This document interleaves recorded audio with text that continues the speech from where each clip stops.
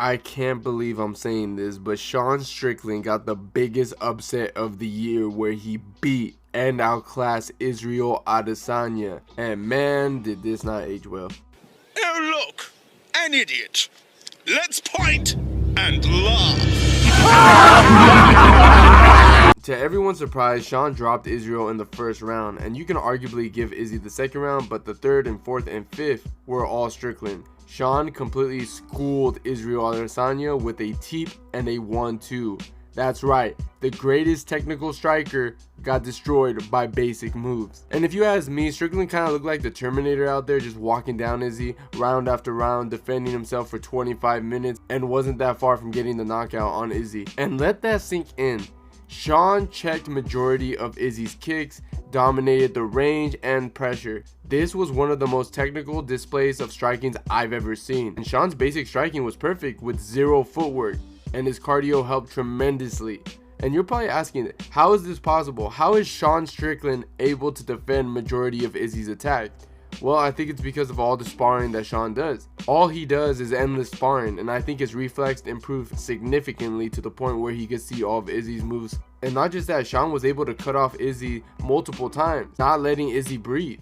Another reason why I think Izzy lost is that, guys, let's be real, Izzy's boxing is mid at best. He got outboxed by Jan Blachowicz, and let's not forget Alex Pereira was able to allow countless jabs.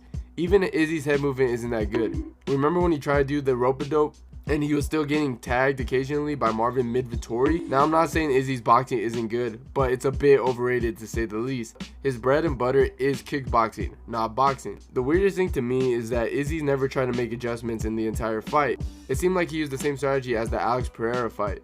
It looked like Izzy was looking for that big counter all night, but it didn't work, since Sean was looking to counter as well. And that's why Izzy ultimately got schooled at the end, to the point where he didn't even show up to the Octagon interview. And he barely did a post-fight interview for a minute. The dude was embarrassed. But this is worse than the Alex Pereira loss. Izzy and Alex have 4 close wars, and even though Izzy lost majority of those fights, they were always close and competitive. Now, this wasn't close at all. In fact, it was embarrassing for Izzy. He got outclassed. This has to hurt Izzy's pride big time.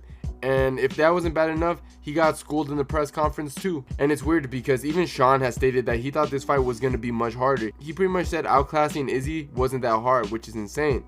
I guess Sean really meant what he said when he said no man who beats off the cartoons is gonna beat me. And I don't know, man, Sean Strickland might just be the guy who exposed Izzy's weakness, which is insane pressure and boxing. And if a rematch happens, which Izzy doesn't deserve in my opinion since he got dominated, but let's be real, it's mostly gonna happen, I have to go with Sean Strickland. It's a no-brainer at this point, since Izzy's skills might not be able to overcome this fight. But those are just my thoughts. What do you guys think in the comments down below? And if you enjoyed the video, please don't forget to subscribe to my channel, and I'll see you guys